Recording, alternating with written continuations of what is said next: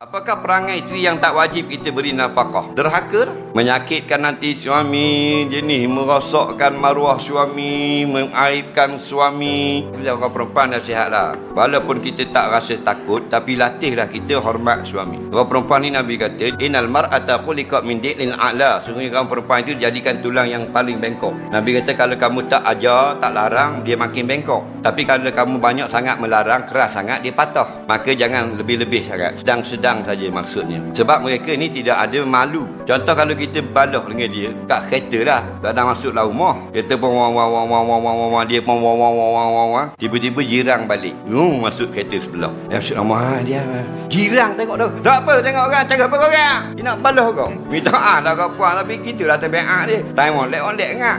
Jadi kita ada buah segang tu ada lagi, tapi jangan marah lebih-lebih sangat, pasal dia bengkok tulang, dia ready made je mari ni, default setting mari kilang tu barang belok dah. Jadi susah. Jangan ambil perhatian sangatlah.